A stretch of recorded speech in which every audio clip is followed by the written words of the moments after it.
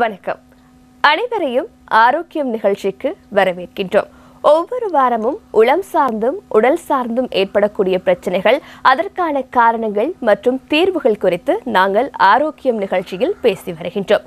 உணவே மருந்து என்பார்கள். இந்த உணவை உட்கொள்வதிலும் பல சிரமங்கள் ஏற்படுகின்றன. அதற்கான காரணங்கள் என்ன, தீர்வுகள் குறித்து தான் நாங்கள் இன்றைய நிகழ்ச்சியில் முழுமையாக பேசப் போகின்றோம். எம்மோடு இணைந்திருக்கின்றார் கொழும்பு தேசிய வைத்தியசாலை சத்திர சிகிச்சை நிபுணர் வைத்தியர் ஆதவன் அவர்கள். அவரை நாங்கள் நிகழ்ச்சிக்கு வரவேற்கின்றோம். வணக்கம். வணக்கம். உங்களை நாங்கள் ஆரோக்கியம் நிகழ்ச்சிக்கு வரவேற்கின்றோம். இன்றைய தினம் நாங்கள் முழுமையாக உணவை உட்கொள்வதில் ஏற்படக்கூடிய பிரச்சனைகள் குறித்து பார்க்க போகின்றோம். அந்தளவில் சிலருக்கு உணவை அளவாக எடுத்துக்கொள்ள முடியாத பிரச்சனை என்பது காணப்படுகின்றது. இதற்கான மிக முக்கியமான காரணிகள் என்ன? நல்ல ஒரு விஷயம். உங்களுக்கு தெரியும், உணவு மனிதனுக்கு தேவையான ஒரு முக்கியமான அடிப்படை தேவை உண்டு. அதிலிருந்து தான் பெரும்பாலான எல்லா தொழிற்பாடுகளுக்கும் தேவையான சக்தியோ மற்ற விட்டமின்ஸோ கிடைக்கின்றது. இந்த உணவை நாங்கள் ஒரு அளவான முறையில் எடுக்க வேணும். அளவான சில நேரத்துக்கு அந்தந்த நேரத்துக்கு ஏற்ற மாதிரி எடுக்க வேணும். இதில் அதிகமாக எடுத்தாலும் பிரச்சனைகள் ஏற்படலாம், அடிக்கடி எடுத்தாலும் பிரச்சனை ஏற்படலாம், குறைவாக எடுத்தாலும் பிரச்சனை ஏற்படலாம், அந்த டைமுக்கு எடுக்காட்டிலும் பிரச்சனை ஏற்படலாம். இன்று நாங்கள் ஒரு மனிதனுக்கு தேவையான அளவில் உணவு உட்கொள்ள முடியாமல் இருக்கிற காரணங்களை பார்க்க 2 மெயின் விஷயம் இருக்குது. 2 முக்கியமான பிரச்சனைகளால் தான் உணவை நாங்கள் தேவைக்கு அளவாக எடுக்க முடியாமல் இருக்கலாம். ஒன்று பசி இல்லாதது. அது பசி இல்லைன்றது சின்ன பிள்ளைகளில் உங்களுக்கு தெரியும், அம்மாவியல் சின்ன பிள்ளைகளுக்கு உணவு ஊட்டுறதுக்கு எவ்வளோ கஷ்டப்படும், எவ்வளோ பிரச்சனை. அந்த சில வீடுகளுக்கே நடந்துருவினோம். சில பேரை ஒரு இடத்துக்கு கொண்டு போக வேண்டிய வரும், பீச்சுக்கு கொண்டு போக வேண்டிய வரும் தீர்த்துறதுக்கு சின்ன பிள்ளைகள். அது சின்ன பிள்ளையிலே அந்த பிரச்சனை துவங்கிடும். இப்போ இந்த வயது போய்க்க அவன் தொழிற்பாடல் குறைதால் ஆட்டோமேட்டிக்காக பசி இல்லாமல் அந்த வயது முதிர்ந்தவர்கள் ஒரு கொஞ்சம் தான் சாப்பிட்டு போயிடும். அந்த சொல்லினா எனக்கு வயிறு சுருங்கிட்டது, நல்ல ஒரு வேர்ட் சொல்லிவிடும். அதே மாதிரி இளம் பிராயத்தில் ஒன்றில் நேரப்பழுவு அல்லது ஸ்ட்ரெஸ். இப்போ எல்லாம் சொல்ல எனக்கு பசிக்கையில் ஒரு ஸ்ட்ரெஸ்ஸாக இருக்குது. அது ஒரு இப்பத்தியானதில் நாங்கள் காணக்கூடியதாக இருக்குது. அந்த ஒரு மன அழுத்தம் ஒன்ற ஒரு வேர்ட் எல்லோரும் தங்களை தாங்களே ஸ்ட்ரெஸ்ஃபுல்லான பேஷண்ட்ஸாக மாற்றி கொள்ளினோம். இப்போ இது பசியின்மைன்றதுக்குரிய எல்லோரும் பசியின்மை ஒரு முக்கியமான பிரச்சனை. அது நாங்கள் அதுலேயும் இப்போ நான் சொன்ன காரணங்கள் அந்தந்த ஏஜுக்குரிய ஒரு சாதாரண பிரச்சனை. ஆனால் பசியின்மைக்கு சில நோய்கள் காரணமாக இருக்குமா இருந்தால் அது மிகவும் பாரதூரமான விஷயம். அதுக்காக தான் இந்த டாப்பிக்கை பற்றி நான் கதைக்கணும். அதை விட இன்னும் ஒரு விஷயம், பசி நல்லா இருக்கும், ஆனால் அவர்களுக்கு வாய்க்குழியில் இட்ட உணவை அங்கால நெஞ்சுக்குழி ஊடாக அந்த விழுங்க முடியாமல் இருக்கலாம், கீழ் நோக்கி செலுத்த முடியாமல் அப்படியெல்லாம் குமட்டி வழியில். எனக்கு டாக்டர் சாப்பாடு பசிக்குது, போய் சாப்பிட்டா விழுங்க இல்லாமல் இருக்குன்னு சொல்லிடும். அப்போ அது ஒரு பிரச்சனை.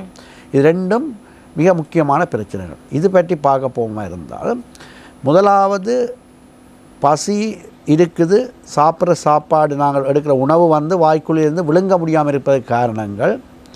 முதல் முக்கியமான காரணம் நாங்கள் பார்க்க வேணும், இது அந்த உணவு குழாய், அதாவது ஈசோஃபேகஸ்ன்னு சொல்லுவோம். உணவு வாய்க்குழியையும் இறைப்பையும் இணைக்கின்ற உணவு தொகுதியின் குழாய் உணவு குழாய், களம் என்று சொல்கிறோம்.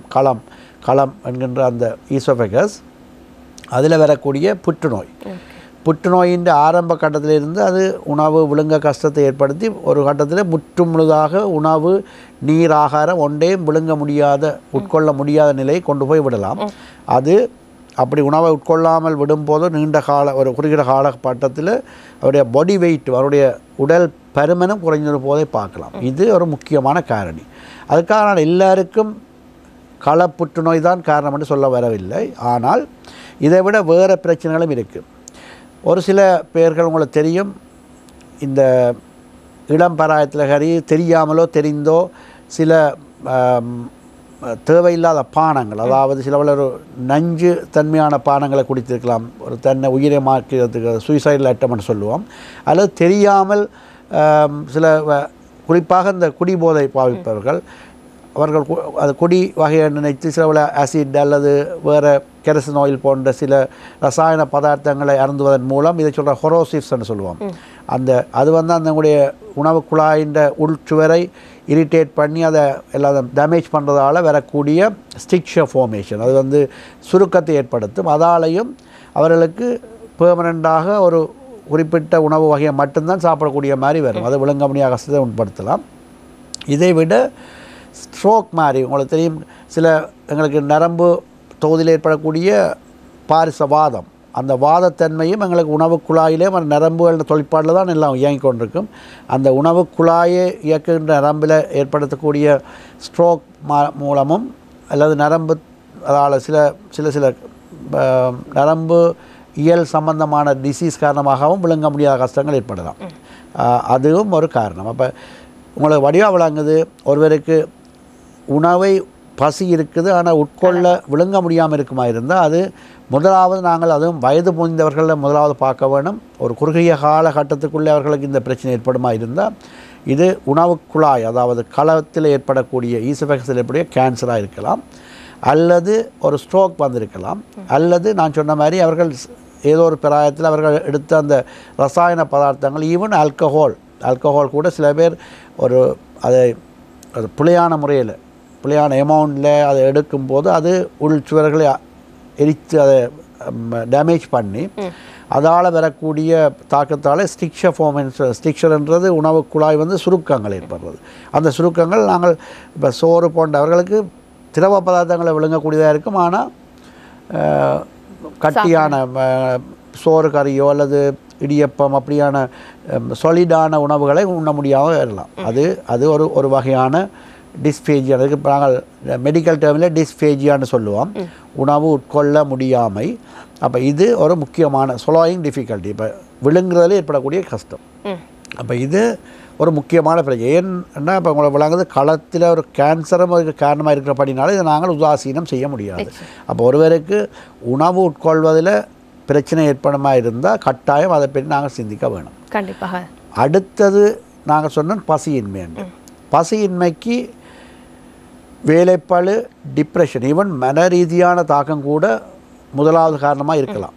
இளம் பராயத்தில் பல பேருக்கு இந்த பசியின்மை என்பது அது ஒரு இது. மற்ற சில பேர் கட்டாயமாக தாங்கள் உடல் பருமன் கூடுது, அதால் அவர்களாகவே அதை பசியின்மையை உண்டாக்கி கொள்வது.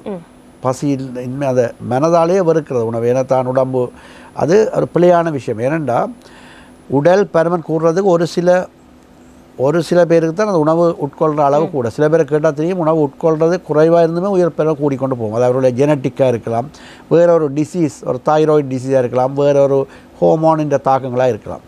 அதை விட எல்லா உணவும் உங்களை பருமனை கூட்டாது. அப்போ நீங்கள் ஒருவருக்கு உடல் பருமன் கூடுகின்றதுன்னா நீங்களாகவே உணவு உட்கொள்கிற அளவை குறைக்கக்கூடாது, இல்லை பசியின்மை என்கின்ற இதை ஆர்டிஃபிஷியலாக உருவாகக்கூடாது. நீங்கள் ஒரு உணவு சம்பந்தமாக நியூட்ரிஷனிஸ்ட்னு சொல்லுவோம், உணவு உட்கொள்கிற முறைகளை பற்றி படித்த ஒரு நிபுணர் மூலமாக ஒரு அட்வைஸ் இருக்கணும். என்னென்ன உணவுகள் நான் தவிர்க்க வேணும் உடல் பருமனை குறைக்க, எது எனக்கு தேவையான உணவு, நியூட்ரிஷஸ் உணவு எது நல்லது. நீங்கள் பொது அறிவிலே உங்களுக்கு தெரியும், விட்டமின்ஸ், புரோட்டீன், ஒரு அளவான கார்போஹைட்ரேட், ஃபேட் அதில் அவாய்ட் பண்ணணும். அப்படி அதை எடுத்துக்கொள்ளணும். அப்போ சில பேர் தாங்களாகவே அந்த உணவு உட்கொள்கிறத கண்ட்ரோல் பண்ணுறதால அதுவும் ஒரு முக்கியமான காரணம். மற்ற பசியின்மைக்கு காரணங்கள் முக்கியமான இன்னொரு பிரச்சனை தான் இரைப்பையில் ஏற்படக்கூடிய புற்றுநோய். நான் முதல் சொன்னது உணவு குழாய், அதாவது உணவு குழாய்ங்கிறது ஈசோஃபேகஸ், அந்த களம். அதுக்கு அடுத்தபடியாக இருக்கிற இரைப்பையில் ஏற்படக்கூடிய புற்றுநோய் பசியின்மையை ஏற்படுத்தும். இது 2 காரணங்களும் தான் உணவு உட்கொண்ட அளவை குறைக்கும். கண்டிப்பா. அதே போன்று இந்த பசியின்மை, உணவை விழுங்க முடியாமல் போன்ற அறிகுறிகள் தென்படுவதற்கான பல விடயங்கள் காணப்படுகின்றன. எப்படியான அறிகுறிகளோடு அவர்கள் உங்களிடத்தில் வருவார்கள்? இது 2 பிரச்சனையும் இருக்கும்போது நாங்கள் எடுக்கிற உணவின் அளவு, எங்களுக்கு உடம்புக்கு தேவையான உணவால் வரக்கூடிய எனர்ஜி அல்லது விட்டமின்ஸ் அளவு குறைய போகுது. அப்போ அதில் குறைபாட்டுக்குரிய சிம்டத்தோடு வருவினம். முதலாவது வருவினம் உடல் பருமன் குறைவாக இருக்கும். உணவை ஒருவர் அளவாக எடுக்காவிடும் போது அவர்கள் உடல் பருமன், அப்போ கட்டாயம் டாக்டருக்கு பசி இல்லை, அதோட இந்த உடல் வெயிட்டும் குறைஞ்சோண்டு போகணும்னு சொல்லிக்கணும். அது 2க்கும் பொதுவான விஷயம், உடல் பருமன் குறையும். 2வது அவர்களுக்கு இந்த உடல் தேவையான உணவு குறையும் போது அவர்களுக்கு தேவையான இரும்பு சத்து குறையும். இரும்பு சத்துன்னா அயன். அந்த இரும்பு சத்து குறையும் போது, அந்த கனியுப்பு குறையும் போது எங்களுக்கு உடலுக்கு தேவையான முக்கியமான ஹீமோகுளோபின், ரத்தத்தில் இருக்கக்கூடிய ஹீமோகுளோபின் அளவு குறைந்து அனீமியா என்கின்ற குருதிச்சோகை என்கின்ற ஒரு ஏற்படலாம். இந்த குருதிச்சோகை ஏற்படும் போது அவர்களுக்கு களைப்பு ஏற்படும். ஒரு வேலை செய்யும்போது களைப்பு ஏற்படும். ஒரு ஹார்ட் கொஞ்சம் ஃபாஸ்ட்டாக ஃபங்க்ஷன் பண்ண வேண்டி வரும். அதால் ஹார்ட் ஃபெயிலியர் வரலாம்.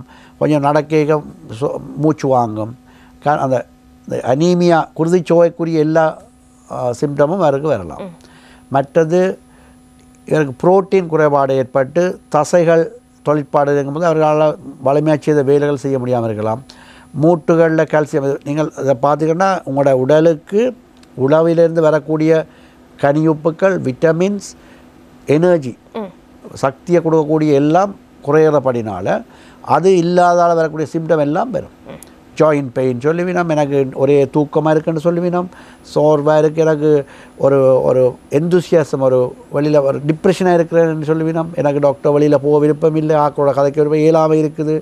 மற்றது கொஞ்சம் எழும்பி எனக்கு வீட்டில் எழும்பி குளிக்கிறது, என்னுடைய வேலை செய்யவே கலைக்குது, எனக்கு மூச்சு விடலாம் இருக்குன்னு அப்படியெல்லாம் சொல்லுவினோம். ஹார்ட் ஃபெயிலியர், மூச்சு வாங்குது, படபடம் அடிக்கிறது, இது மேலே உடல் வெயிட் குறையுது. அப்படியான வெரி காமன் சிம்பிளான சிம்டத்தோடு வருவினோம். ஒரு இளம் பராயத்தாலே ஒரு வயது போனவருடைய முதியவருடைய நோய் அறிகுறி மாதிரி வருவினோம். அப்போ அது எங்களுக்கு மற்றது பார்த்தோன்னே விளங்கிடும். பசி இல்லை, நான் எடுக்கிற உணவின் அளவு குறைவாக இருக்குது, விழுங்க கஷ்டமாக இருக்குது, அதை விட இதுகளும் இருக்குன்னு சொன்னால் எங்களுக்கு கட்டாயம் தெரியும் இவருக்கு களப்புற்றுநோய் இல்லை இரைப்பை புற்றுநோய் அல்லது இது சம்பந்தமான ஒரு உணவு உட்கொள்கிற ஏற்படக்கூடிய பிரச்சனைங்கிறது வழியாக விளங்கிடும். அப்போ அதை வச்சு நாங்கள் பிறந்தாங்காலம் மேற்கொண்டு பரிசோதனைகளுக்கு போவோம். ஓகே, இப்படியான பரிசோதனை மூலமாக அதனை கண்டறியக்கூடியதாக இருக்கும். ஒருவருக்கு பசியின்மையோ அல்லது உணவு உட்கொள்வதில் சிரமங்கள் ஏற்பட்டாலோ உடனடியாக வைத்தியரை நாட வேண்டுமா அல்லது ஒரு சில தினங்களுக்கு பின்னர் நாடினால் சிறந்ததா? குறிப்பாக இந்த பசியின்மை அல்லது உணவு விழுங்க முடியாத காரணத்தால் ஏற்படக்கூடிய பிரச்சனைகள் ஒரு சில தினமோ ஈவன் ஓரிரு வாரங்களுக்கு கூட பெரிய தாக்கத்தை ஏற்படுத்தாது. ஈவன் உங்களுக்கு தெரியும், நான் கேள்விப்பட்டிருக்கேன், அந்த இந்தியாவில் மகாத்மா காந்தி 40 நாள் உப்பு சத்தியாகிரகம் இருந்தது கேள்விப்பட்டிருக்கேன். மற்ற எங்கள் நாட்டிலையும் இந்த சத்தியாகிரகங்கள் உங்களுக்கு தெரியும், உணவு இல்லாமல் எவ்வளோ காலம் இருக்கலாம்ண்டு. அப்போ இந்த உணவின் உட்கொள்ளா விடும்போது உடனடியாக உங்களோட உடம்பில் பெரிய தாக்கங்களை உட்படுது. அப்படியே ஒரு கொஞ்ச நாளைக்கு ஈவன் நீங்கள் ஒரு நாளைக்கு 3 நேரம் சாப்பிட்ட ஒருவர் ஒரு நேரம் மட்டும்தான் கொஞ்சம் சாப்பிட்டாலும் அவருக்கு ஓரிரு வாரங்களுக்கு அவருடைய வேலைகள் பிரச்சனை இல்லாமல் ஓடும், அவருக்கு செய்யக்கூடியதாக இருக்கும். இந்த தாக்கங்கள் ஒரு மாதம் அளவில் தான் அவருக்கு தெரிய வழங்கும். அப்போ அந்த டைம் தான் அவர் போவினோம். ஆனால் உங்களுக்கு ஒரு ஆரம்பத்திலே வித்தியாசம் தெரியுதுண்ட. எனக்கு இப்போ ஒரு 2 கிழமையாக எந்த வேலையெல்லாம் செய்தாலும் எனக்கு சாப்பிட்ற அளவு குறையுது, ஒழுங்காக சாப்பிட்றேன்னு இல்லை, விழுங்க கஷ்டமாக இருக்குது, தடக்கிற மாதிரி இருக்குன்னா உடனே போகிறது தான் நல்ல. ஆனால் நீங்கள் கேட்ட மாதிரி அந்த சிம்டம் வேறு அறிகுறி வர்றதுக்கு டைம் எடுக்கும்.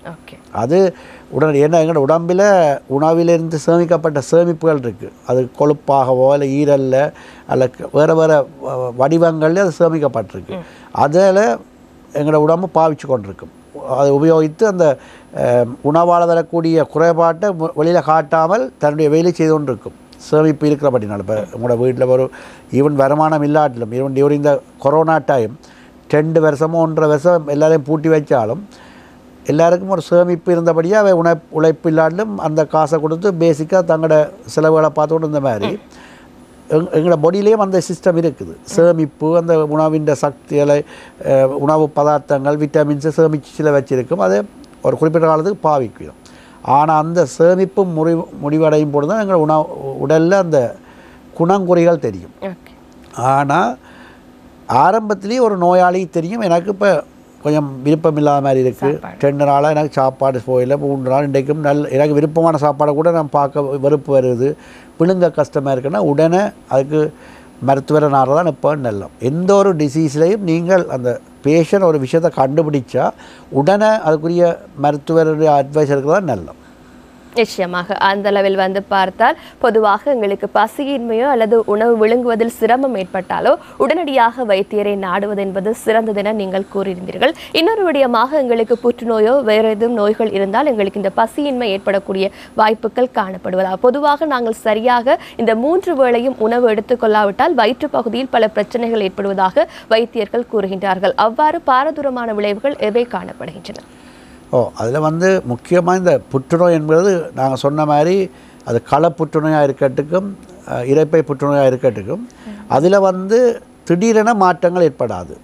அது அந்த புற்றுநோய் என்பது ஓரிரு நாட்களில் ஓவர் நைட் அது உருவாகாது.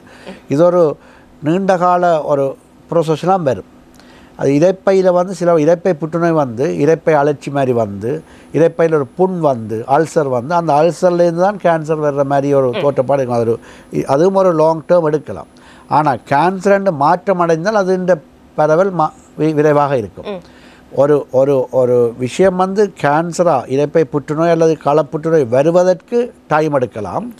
ஆனால் அது கேன்சர் புற்றுநோய் என்கின்ற அந்த ஸ்டேஜ் அடைந்து விட்டால் அதிலிருந்து மிக விரைவாக பரவத்துவாங்க. ஆனப்படினாலும் அதுக்கு பிறகு வச்சிருக்கக்கூடாது. அப்போ இரைப்பை புற்றுநோய் அதற்குரிய சிம்டம் வந்து அவர் உடனடியாக வரக்கூடியது தான் இருக்கும். அவருக்கு அந்த மாற்றம் விரைவாக தெரியும்.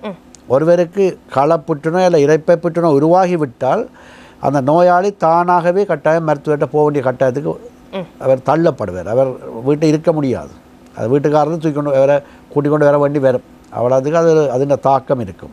இன்னொரு விடயமாக குழந்தைகளை பொறுத்த மட்டில் அவர்களுக்கு பசியின்மை ஏற்பட்டாலோ அல்லது உணவை விழுங்க முடியாமல் இருந்தாலோ அதனை அவர்களுக்கு சரிவர கூற முடியாது. இதை எப்படி கண்டறிவது? அது வந்து மிகவும் இலகுவான விஷயம் என்னென்றால் ஒன்று அம்மாவு தான் அதில் முக்கியம். அது வந்து குழந்தைக்கும் அம்மாவுக்கும் தான் அந்த உறவு. அதில் வந்து குழந்தைய நாங்கள் இப்போ ஒரு குழந்தைகள் ஹாஸ்பிட்டலுக்கு வரும்போது குழந்தைன்ற பேர் போடுறதில்லை. பேபி இன்னும் போடுறம்பாக இன்னும் அம்மாண்ட மகள் அந்த தான் போடுவேணும். அதில் ஏனென்னா அந்த கதை முழுதும் சொல்கிறது அவர்கிட்ட விஷயத்தை என்ன பிரச்சனை சொல்லும் போது அம்மா குழந்தை கதைக்க மாட்டேன். குழந்தைன்னு ஈவன் அப் டு 5 இயர்ஸ் கதைக்க மாட்டேன். பிள்ளைகள் சும்மா 5 அதுக்கு பிறகு கதைக்கலாம் வழியா அதுவும் சரியா. அப்போ நீ கேட்டாக்க நல்ல விஷயம் என்னென்னா அவைக்கு பசி இல்லை விழுங்க இல்லாட்டி அவள் சொல்ல இல்லாது அழுது ஒன்று இருப்பினோம் அவ்வளோதான். அப்போ அதை அம்மா தான் கண்டுபிடிப்பா. எப்படி என்றால் அம்மாவுக்கு பிறந்த நாட்கள்லேருந்து ஒரு பிள்ளைக்கு தாய் பால் ஊட்டுறது குறைந்தது கட்டாயம் 6 மாதம் கொடுக்க வேணும். சில பேர் 1 வருஷம் 1.5 வருஷம் கூட தாய்ப்பால் கொடுக்குற வழக்கம் இருக்குது. அது நல்லம். எவ்வளவு கூட உங்களுக்கு தாய்ப்பால் கொடுக்க முடியுதோ அது அம்மாவுக்கும் நல்லம். மார்பு புற்றுநோயை தடுக்கும், பல வேறு ஹோமோனல் இதில் குறைக்கும், பிள்ளைக்கும் அந்த ஆரோக்கியமான தாய்ப்பால் கிடைக்கிற நல்லம். ஆனால் பிள்ளைக்கு 6 மாதத்துக்கு பிறகு மற்ற ஊட்டச்சத்துள்ள இதில் ஸ்டார்ட் பண்ணலாம். அதை சொல்கிறது வீனிங் ஃபுட்டுன்னு சொல்லுவினோம். அப்போ அப்படி கொடுத்து கொண்டு வர்ற அம்மாவுக்கு முதல் 2 வருஷத்துக்குள்ளே அந்த பிள்ளை தன்னுடைய தாய்ப்பால் எவ்வளோ குடிக்குது, ஒவ்வொரு நாளும் எவ்வளோ குடிக்கிறோம், எவ்வளோ நேரத்துக்கு அழுகுது கொடுக்குறோம், மற்றது வேறு என்ன சாப்பாடு 4 மாதத்துக்கு பிறகு கொடுக்குறோம், அதில் எவ்வளவு சாப்பிடுது, எதை விரும்பி சாப்பிடுன்னு அம்மாவுக்கு தெரியும். அதப்போ அந்த பிள்ளைய குறைவாக எடுக்குமா இருந்தால் அம்மாவுக்கு தெரிய வரும்.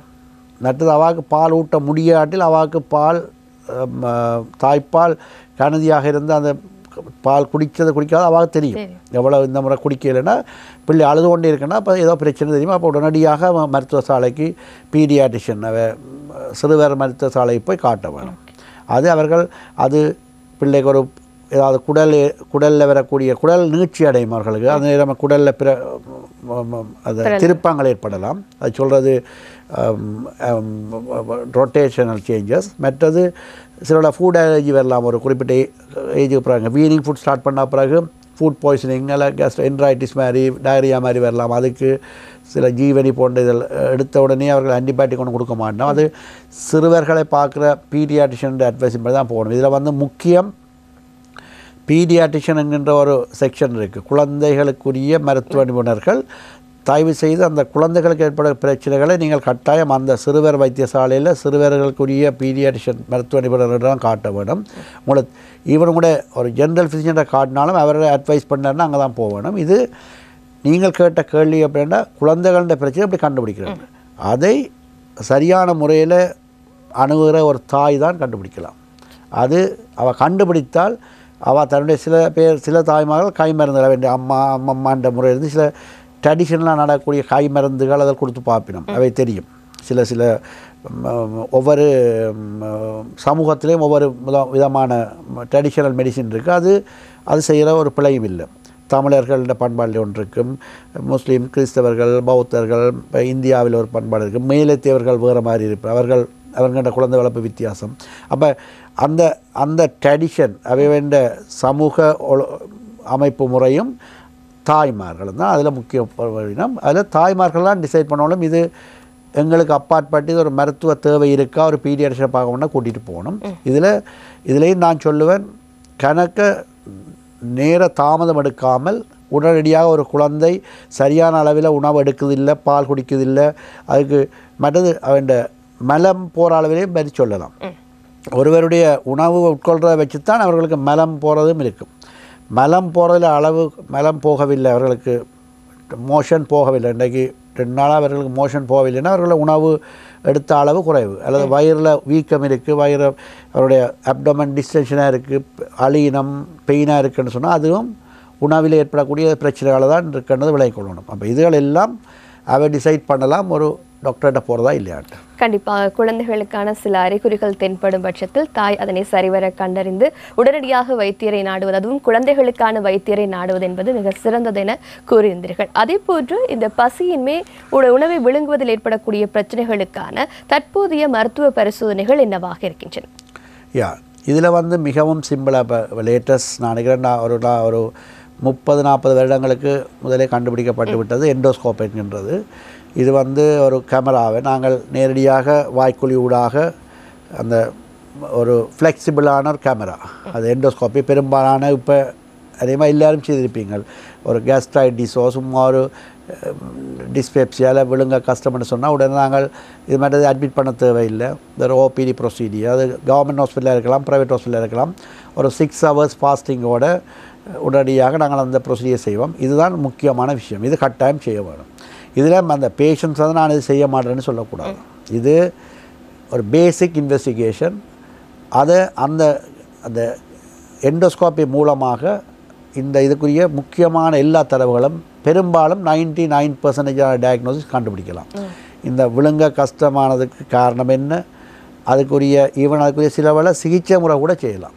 சில விழுங்க கஷ்டமாக இந்த ஈசோஃபேகஸில் ஒரு ஸ்ட்ரிக்சர் மாதிரி இருந்தால் அதுக்கு நாங்கள் அந்த எண்டோஸ்கோப் கூட ஒரு ஸ்டென் கூட போட்டு விட்டுருவோம். அந்த ஸ்டென் போட்டு இது போட்டு அந்த சுருக்கமாக இருக்கிற பகுதியை விரித்து அதை விழுங்கக்கூடிய பிரச்சனையை இல்லாமல் பண்ணிவிடலாம். மற்றது இரைப்பைக்கு போய் பார்க்கும்போது இரைப்பையில் புண்கள் அல்லது புற்றுநோய் கட்டிகள் இருந்தால், ஈவன் களத்தில் ஈசோஃபேகஸில் புண் இருந்து இல்லை கட்டி குரோத் இருந்தால் பயாப்சி எடுத்து அந்த பயாப்சியை நாங்கள் அனுப்பித்தான் நாங்கள் இது புற்றுநோயா இல்லை சாதாரண கட்டியா அல்லது புண் சாதாரண அல்சரா அல்லது இரைப்பை புண் இது கேன்சராண்டெல்லாம் கண்டுபிடிக்கிறது. அப்போ இதில் முக்கியமான இன்வெஸ்டிகேஷன் நீங்கள் கேட்ட கேள்விக்கு ஒரே ஒரு இன்வெஸ்டிகேஷன் சொல்கிறேன்னா எண்டோஸ்கோப் தான். எண்டோஸ்கோப்புக்கு தமிழில் சொல்கிறேன்னா ஒரு வாய் மூலமாக உட்செலுத்தி பார்க்குற ஒரு கேமரா உண்டு. மற்றது அதுக்கு அடுத்தபடியாக நாங்கள் சிடி ஸ்கேன் அல்ட்ராசவுண்ட் ஸ்கேனும் செய்யலாம். அல்ட்ராசவுண்ட் ஸ்கேனும் பார்க்க சிடி ஸ்கேன் மோ இன்ஃபர்மேட்டிவ். ஏன்னா தச்சுமையாக ஒரு கேன்சரோ அல்லது அப்படியான வருத்தம் இருக்கும்போது அது ஸ்ப்ரெட் பண்ணியிருக்கா அல்லது இந்த ஈசோஃபேகஸ் அல்லது இறப்பைய வெளியிலிருந்து ஏதாவது டியூமர்கள் இப்போ ஈரல் அப்படியான கட்டிகள் அமர்த்துகின்றதா விழுங்க கஷ்டத்துக்கு காரணமாக இருக்கா என்பதை பார்க்குறதுக்கும், மற்றது கேன்சராக இருந்தால் அது ஸ்ப்ரெட் பண்ணியிருக்கா ஈரலுக்கு அல்லது வேறு நரிக்கட்டிகளுக்கு பரவிருக்கான்னு பார்ப்பதற்கு நாங்கள் ஒரு சிடி ஸ்கேன் செய்வோம். அப்போ எண்டோஸ்கோப்பும் அதை தொடர்ந்து செய்கிற சிடி ஸ்கேனும் தான் முக்கியமான 2 டெஸ்ட். இது பெரும்பாலும் எங்கள் நாட்டில் எல்லா டிஸ்ட்ரிக்ட் ஹாஸ்பிட்டல்லையும் கிடைக்கின்றது. மற்றது இது 2ஐயும் வச்சு தான் மேற்கொண்டு ட்ரீட்மெண்ட்டை பற்றி யோசிப்போம். இப்போ இந்த 2 பரிசோதனைகளும் மிக முக்கியமானவை. இலங்கையை பொறுத்த மட்டில் எல்லா வைத்தியசாலைகளும் இது சார்ந்த பரிசோதனைகள் என்பன காணப்படுகின்றன. இவற்றை நாங்கள் கண்டிப்பாக செய்ய வேண்டும். அதாவது அச்சம் என்பது எல்லோருக்குமே காணப்படும். வாய் மூலமாக கேமரா செலுத்தி எங்களுடைய உள்ளுறுப்பு சார்ந்த பிரச்சனைகள் பார்க்கப்படுவது என்பதாக. ஆனால் இப்படியான பரிசோதனைகள் மூலமாகத்தான் எங்களுடைய உள்ளுறுப்புகளில் இருக்கக்கூடிய பிரச்சனைகளை கண்டறியக்கூடியதாக இருக்கின்றது. அதே போன்று பார்த்தால் இதற்கான சிகிச்சை முறைகள் என்னவாக இருக்கின்றன? சிகிச்சை முறை முதலாவது நாங்கள் பார்த்தோம்னு சொன்னால், நான் இப்போ நாங்கள் எடுத்த விஷயம் உணவு எடுக்கிற அளவு குறையிறது. அதுக்குரிய காரணம் ஒன்று பசியின்மை, மற்றது உணவு உட்கொள்ள முடியாது. அதில் முக்கியமான பிரச்சனை பிரச்சனையான ஒரு டேஞ்சரஸான கண்டிஷன் கேன்சராக இருக்கலாம். அதுக்காக நீங்கள் நினைக்கக்கூடாது எனக்கு இப்போ பசியின்மைன்ற ஒரு ஆள் யோசிச்சுப்படி இது இப்போ கேன்சரில் முடிக்கக்கூடாது.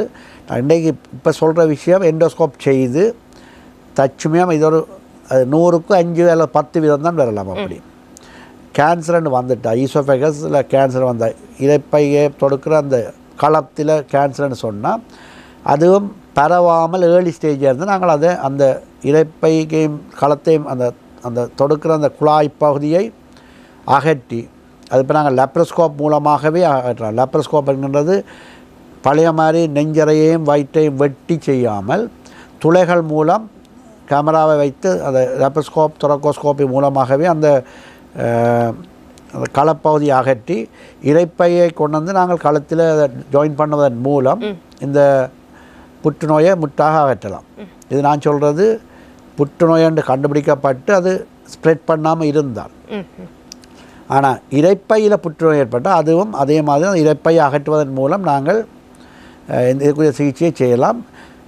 எந்த ஒரு புற்றுநோயும் நாங்கள் சர்ஜரி செய்ய முடியும் எப்போண்டா அது மேற்கொண்டு வேறு இடங்களுக்கு பரவாமல் ஆரம்ப கட்டத்தில் இருக்க மாதிரி இருந்தால் தான் செய்யலாம்.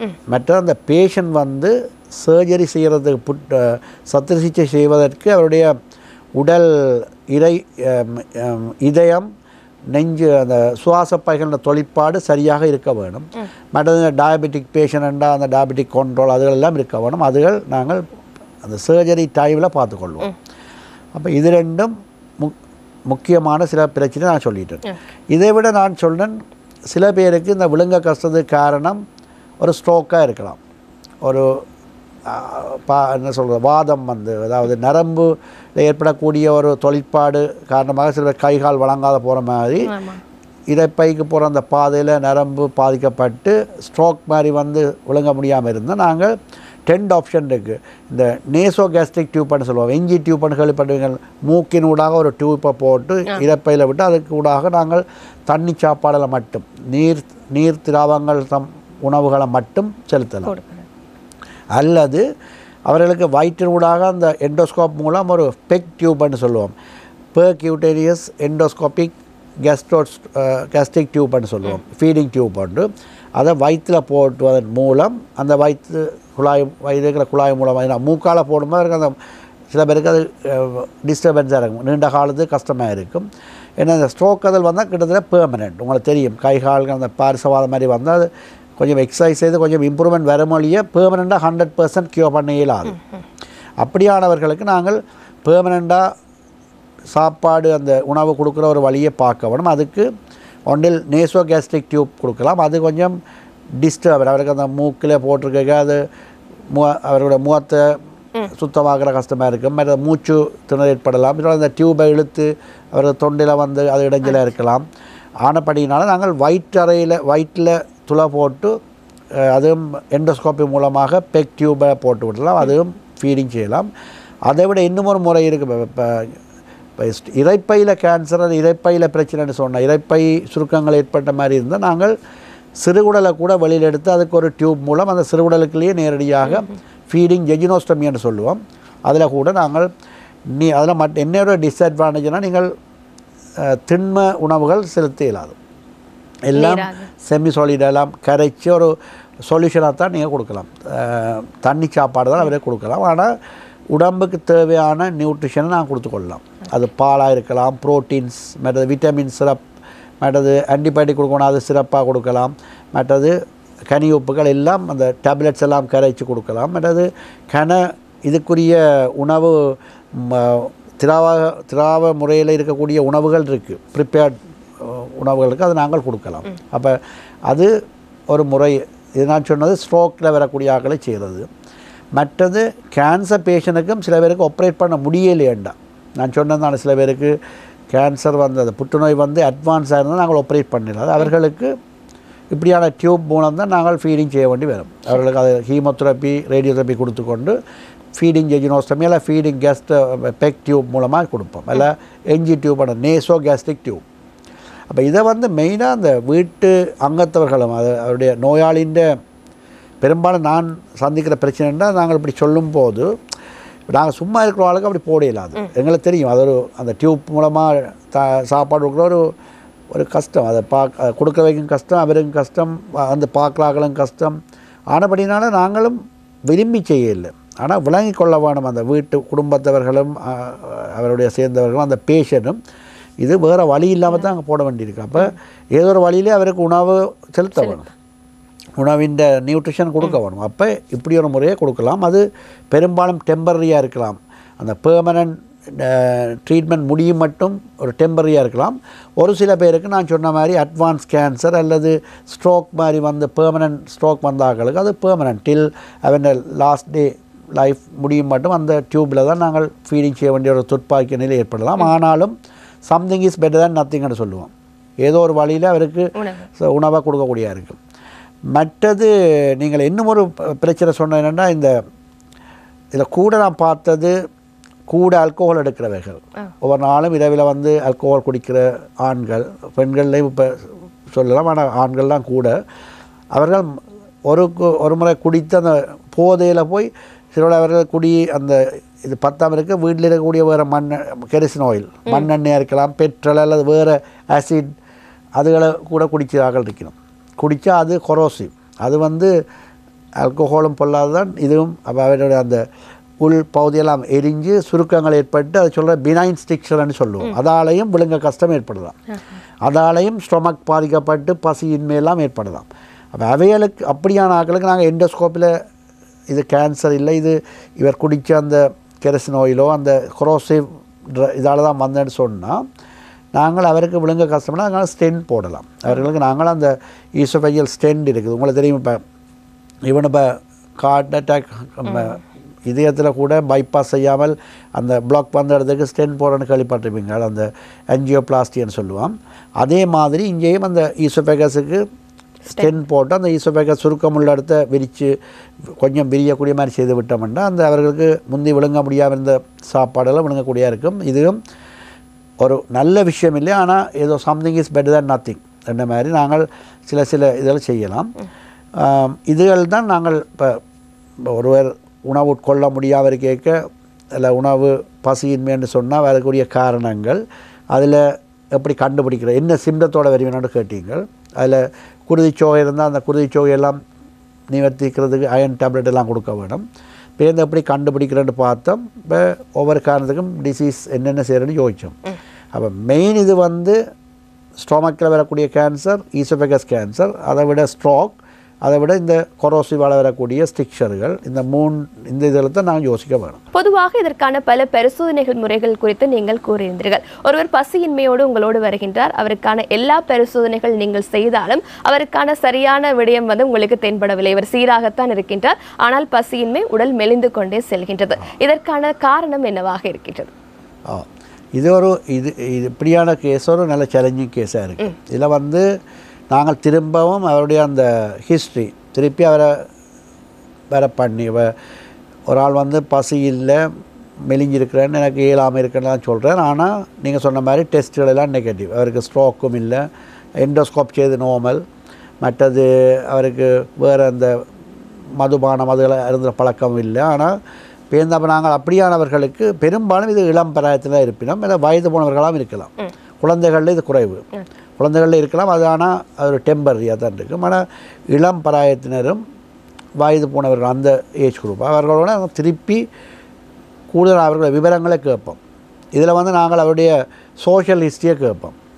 ஒரு வயது முந்தியவர்னு சொன்னால் அவர் இப்போ முந்தி என்ன செய்தவர், எப்படியான ஆக்டிவாக இருந்தவர், அவருக்கு இப்போ ஒரு ஆனண்டா அவருக்கு ஒய்ஃப் இப்போ இருக்கலாவா, பிள்ளைகள் எத்தனை பேர், பிள்ளைகளை எப்படி வளர்த்தார், இப்போ பிள்ளைகள் எங்கே இருக்கிறோம், இவர் பிள்ளைகளோடு இருக்கிறாரா தனியாக இருக்கிறாரா, இப்போ வயோதிப மனத்தில் இருக்கிறாரா, அல்ல வீட்டில் இருந்தாலும் அவருக்கு விரும்பின மாதிரி சாப்பாடு கிடைக்கிறா, அவர் விரும்பின இடங்களை போகக்கூடியா இருக்கா, அல்ல வீட்டில் அவரோட கதைக்கிறதுக்கு ஆக்கள் இருக்கிறோமா, அப்படி கன விஷயங்களை பார்ப்போம்.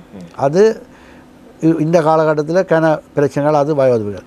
யங்ஸ்டர்ஸ்ண்டா மேரீடா எப்படி மேரி பண்ண அப்புறம் அவருடைய எப்படி ஒர்க்கால் வந்து வீட்டில் ஸ்பெண்ட் பண்ணக்கூடிய இருக்கா, அவருக்கு ஃப்ரீ டைம் இருக்கா, அந்த ஒர்க் லோடு இருக்கா, இரவு அவருடைய சாப்பாடு அந்த டைமுக்கு எடுக்கக்கூடிய இருக்கா, அது அல்ல அவருக்கு ஸ்ட்ரெஸ், அவருடைய வாழ்க்கை முறையில் அவருக்கு எப்படி அவர்கிட்ட அச்சீவ் பண்ணுறாரு ரெண்டதை இது வந்து பார்க்கும்போது எங்களுக்கு விளங்கும். இதில் கூட சைக்காலஜிக்கல், நான் முதல் சொன்னேன், சைக்காலஜிக்கலாக ஒரு டிப்ரெஷனோ அல்லது ஆங்ஸைட்டி அல்ல ஒரு ஈவன் ஒரு சிட்சோஃப்ரினியா ஒரு சைக்காட்ரிக் டிஸார்டர் கூட இப்படியாக ப்ரெசென்ட் பண்ணலாம். இப்படி வயோதிபர்களுக்கு வரக்கூடிய ஒரு டிப்ரெஷனாக தான் இருக்கும் பெரும்பாலும் வயோதிபர்கள். குறிப்பாக வயோதிபர் மடங்களில் இப்போ எங்களோட காலகட்டத்தில் எங்களோட நாட்டில் மெல்லக்கான பிள்ளைகள் வெளிநாட்டில் இருக்கிறோம், உழைக்கிறதுக்காகவோ ஏதோ ஒரு காரணத்துக்காக வெளிநாடுகளில் போயிருக்கிறோம், அவன் பேரண்ட்ஸ் இங்கே இருந்தாலும் இங்கே இருக்கணும், தனியாக அவன் வீடுகளில் இருக்கலாம், அல்லது வயோதிபர் மடங்களில் இருக்கலாம். அவர்களுக்கு அவருடைய பார்ட்னர் இப்போ இல்லாமல் போயிருக்கலாம், அவருடைய ஒய்ஃபோ ஹஸ்பண்டோ இறந்துருக்கலாம். அப்போ அது அதாலே ஒரு டிப்ரெஷனால் அவர்களுக்கு பசியின்மை, சாப்பிட விருப்பம் இல்லாத தன்மைகள் இருக்குது. அப்போ அது உங்களுக்கு அங்கே கேன்சர் இருக்க தேவையில்லை, உள்ளுக்கு ஸ்ட்ரோக் வந்திருக்க தேவையில்லை, ஆனால் இருக்கும். அப்போ அப்படி அவர்களுக்கு கட்டாயமாக கவுன்சிலிங் தேவை. ஒரு சைக்காலஜிஸ்ட் அல்லது சைக்காட்ரிஸ்டோட கதைச்சு, அல்லது பசியை வரக்கூடிய சில பசியை தூண்டக்கூடிய சில விட்டமின்ஸ் அல்ல சிரப் இருக்குது, பசியை ஆர்வத்தை உண்டாக்குற சில மருந்துகளுக்கு அதை கொடுக்கலாம். அது கொஞ்ச நாளைக்கு அதுக்கு பழக்கப்படக்கூடாது. அப்படியே பசியை வர்றதுக்கு குடிக்கிற மாதிரி இப்போ அவர்கள் ஆல்கோலும் எடுத்து பழகலாம், அதை தூண்டக்கூடாது. ஆனால் அவர்களை சைக்காலஜிஸ்ட் அனுப்பி அவருக்கு என்ன விருப்பம், அவருடைய என்வாயன்மெண்ட், ஈவன் அவரோட சேர்ந்த ஃப்ரெண்ட்ஸ், அவர்கிட்ட ஏஜ் குரூப்பானாக்கள் உள்ள ஒரு விடலாம். கொண்டு ஒரு வயோதிப மடத்தில் கூட இன்னும் ஒரு வயோதிப மடத்தில் அவரோட படித்த ஒருவர் அவர்கிட்ட ஃப்ரெண்டு தான் அந்த வயோதிப மடத்தில் கொண்டு விட்டு அவர் இன்னும் ஹாப்பியாக இருப்பார். அப்போ அதுகள் அப்படியான அட்ஜஸ்ட்மெண்ட்டை செய்தோம்னா சில அவர் வளமையாக சாப்பிடலாம். அது வயோதிபர் இருக்கக்கூடியது. இது பியூர்லி ஒரு சைக்காலஜிக்கல் ப்ராப்ளமாக இருக்கலாம். யங்ஸ்டர்ஸுக்கு கவுன்சிலிங் தேவை. அவர்கள் கட்டாயம் சைக்காலஜிஸ்ட்டை மீட் பண்ணி ஒரு கவுன்சிலிங் எடுத்து அவருடைய அந்த வேலை தளத்தில் இருக்கக்கூடிய மாற்றங்கள், லைஃப் ஸ்டைல் மாற்றங்களை உண்டாக்கி, அதில் ஒரு மரிபண்ணாக இருக்கிற மரிபண்ணினா அதுக்கு ஒரு ஹெல்ப் கிடைக்கும். மரிபண்ணா தனியாக இருக்கும்போது சில இதில் ஃபேஸ் பண்ண கஷ்டமாக இருக்கும். மேரேஜ் லைஃப்னு சொன்னால் அவரை மரி பண்ணி அந்த ஒரு ஒய்ஃப் ஒரு வீட்டில் இருக்க அவருக்கு சில பொறுப்புகளை அவள் செய்யும்போது அவருக்கு பல ஆறுதல் இருக்கலாம். அப்போ அவருக்கு அந்த ஸ்ட்ரெஸ் குறைஞ்சி அவருக்கு மேலே இதில் வெளியில் சாப்பிட்றவர் வீட்டில் சாப்பிடும்போது, அப்போ இதெல்லாம் அந்த நான் சொன்ன மாதிரி அவரோட மேலே கதைக்க வேணும். இது அதான் சில பேர் சொல்லவே டாக்டர் போனோம் அங்கே வழியாக கதைக்க இல்லை, நாங்கள் எனக்கு சொல்ல வலிக்கிட்டாங்க, சொல்ல முடியாமல் போச்சோன்னா அதுமே டாக்டருக்கும் பிள்ளை, அது அந்த பேஷண்ட்டுக்கு நட்ட வேணால் சிலவில் அந்த சரியான டயக்னோசிஸ் கண்டுபிடிக்கலாமல் இருக்கும். அப்போ ஒரு பேஷண்ட் டாக்டரோட தன்னை விஷயங்கள் எல்லாத்தையும் சொல்ல வேணும். மெட்டாவில் நடுன்னு சொல்லலாம், லோயருக்கும் டாக்டரும் போய் சொல்லக்கூடாது. நீங்கள் உங்களோட சும்மா பசி இல்லைன்னு சொல்லி தண்ணாமல் உங்களுக்கு உண்மையாக என்ன காரணத்தால் பசியில் சில உங்களே தெரிஞ்சிருக்கும். எனக்கு டாக்டர் உண்மையாக பிரச்சனை இதுதான், எனக்கு இந்த பிரச்சனை தீர்த்துட்டா நான் எனக்கு சாப்பாடு பசிக்குமான மாதிரி நேரம் சொல்லிட்டீங்கன்னா சும்மா எண்டோஸ்கோப் எல்லாம் போட்டு பார்க்க தேவையில்லை. கன பேர் அதில் ஒரு பயம் இருக்குமா, அங்கே அவருக்கு பசி இல்லாமல் அவருக்கு கேன்சர் வந்தது எனக்கும் இருக்குமோன்னு சொல்லி அப்படி ஒரு பசி. அப்போ இதுகளெல்லாம் அந்த பேஷண்டோட வழியாக கதைச்சு நீங்கள் சொன்ன மாதிரி டெஸ்ட் எல்லாம் நார்மல்னால் நாங்கள் அடுத்த கட்டம் கட்டாயம் ஒரு சைக்காலஜிஸ்ட்டை அனுப்புவோம். இதில் முக்கியமான விஷயம், அப்படி போய் சந்திங்கன்னு சொன்னோடனே அந்த பேஷண்ட்டை சேர்ந்தவர்கள் ஐயோ நாங்கள் அப்படி போக மாட்டோம், இந்த பிள்ளைக்கு என்ன பட்டம் கட்டாதீங்கோ, அப்படி மனநோய் என்று சொல்லாதீங்கோ. இதில் நாங்கள் அப்படி சொல்கிறதே இல்லை. இதை பிள்ளையை அதுலேருந்து வெளியில் எடுக்கத்தான் அனுப்புகிற மொழியை அந்த அந்த அந்த அந்த அந்த பேர் சூட்டுவதுக்கு அல்ல. ஒரு பேஷண்ட்டை நாங்கள் இது உங்களுக்கு கேன்சர்னு சொல்கிறதுக்கு காரணம் அந்த பேஷண்ட்டை கேன்சரோட இருக்க பண்ண இல்லை, அந்த கேன்சர்லேருந்து வெளியில் கொண்டு வரது. அதில் ட்ரீட் பண்ண அப்புறம் அந்த பேஷண்ட் கேன்சர்லேருந்து வெளியில் வந்துடும். அதே மாதிரி சைக்காலஜிக்கலாக ஸ்ட்ரெஸ்ஸாக இருக்கிற பிள்ளை, ஒரு டிப்ரெஷனில் இருக்கிற பிள்ளையை கவுன்சில் கொடுத்து பிள்ளைய வடிவாக நார்மலாக கொண்டு வந்துட்ட மாட்டான். அந்த அவர் பேருந்து டிப்ரெஷன் இல்லை, அவர் no longer psychiatric patient, depressive patient. அப்போ அது முக்கியம். அது எல்டர்லியிலையும் யங்ஸ்டர்ஸ்லையும் நான் அது பார்த்துருக்கிறேன்.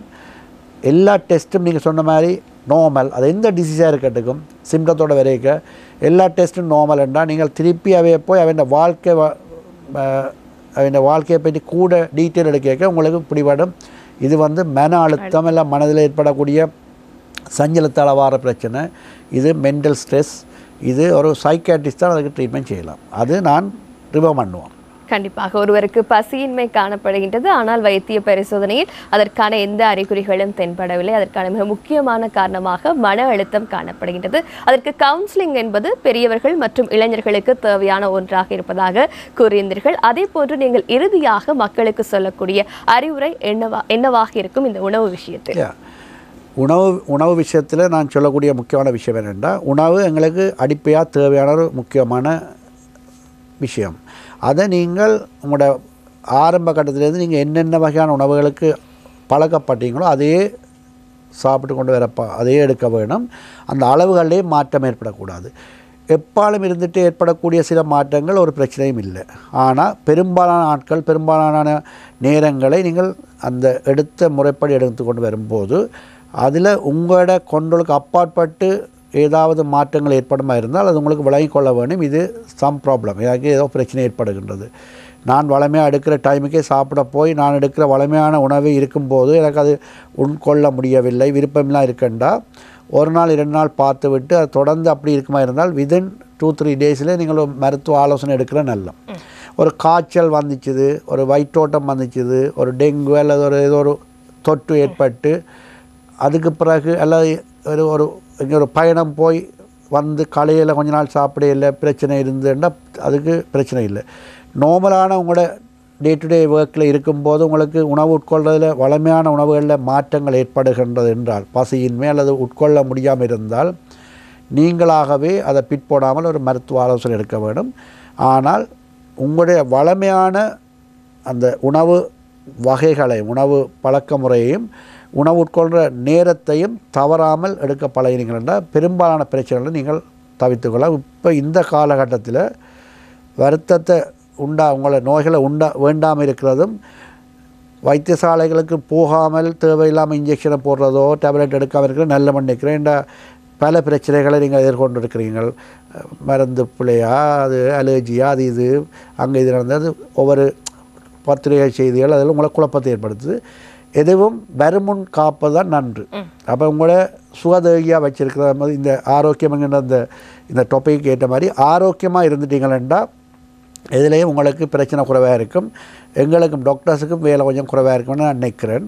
அது ஒரு நல்ல ஒரு நிலையாக இருக்கும். ஃப்யூச்சரில் நாட்டுக்கும் நல்லம், எல்லாருக்கும் நல்லது நடக்கட்டும் என்று பிரார்த்தித்து இந்த நிகழ்ச்சியை நிறைவு செய்வோம். கண்டிப்பாக வருமுன் காப்பது சிறந்தது என கூறியிருந்தீர்கள். இன்றைய ஆரோக்கியம் நிகழ்ச்சியில் உணவு உட்கொள்வதில் ஏற்படக்கூடிய சிரமங்கள், அதே போன்று பசியின்மை ஏற்படுவதற்கான காரணங்கள் என்ன, அவற்றிற்கான தீர்வுகள் குறித்த தெளிவான விளக்கத்தை எங்களுக்கு வழங்கியிருந்தார் கொழும்பு தேசிய வைத்தியசாலை சத்திர சிகிச்சை நிபுணர் வைத்தியர் ஆதவன் அவர்கள். அவருக்கு நாங்கள் எங்களுடைய சார்பாக நன்றியை தெரிவித்துக் கொள்கின்றோம்.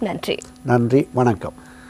இன்றைய ஆரோக்கியம் நிகழ்ச்சியில் நாங்கள் முழுமையாக உணவு என்பது எல்லா மனிதர்களுக்கும் அவசியமான ஒன்று என்பது தெரிந்த விடயம்தான். ஆனால் அந்த உணவை உட்கொள்வதிலும் பல சிக்கல்கள் ஏற்படுகின்றன. அதற்கான காரணம் இன்றைய காலகட்டத்தில் அதீதமாக இளைஞர்களுக்கும் பெரியவர்களுக்கும் மன அழுத்தமாக காணப்படுகின்றது. அதே போன்று எங்களுடைய உடலில் இருக்கக்கூடிய பல நோய்களும் இதற்கான காரணமாக மாறுகின்றன. அவற்றை சரியான பரிசோதனையின் மூலமாக நாங்கள் கண்டறிவதன் ஊடாக அதற்கான சிகிச்சை முறைகளை இன்றைய காலகட்டத்தில் பெற்றுக்கொள்ளக்கூடியதாக இருக்கும். அதே போன்று எங்களுடைய உணவு விஷயத்திலும் நாங்கள் கவனமாக இருக்க வேண்டும் என வைத்தியர் எங்களுக்கான அறிவுரையை வழங்கியிருந்தார். இன்றைய ஆரோக்கியம் நிகழ்ச்சி உங்களுக்கு பயனுள்ளதாக அமைந்திருக்கும் என்ற நம்பிக்கையில் அடுத்த ஆரோக்கியம் நிகழ்ச்சியில் இன்னும் ஒரு தகவலோடு உங்களை நாங்கள் சந்திக்கின்றோம். நன்றி, வணக்கம்.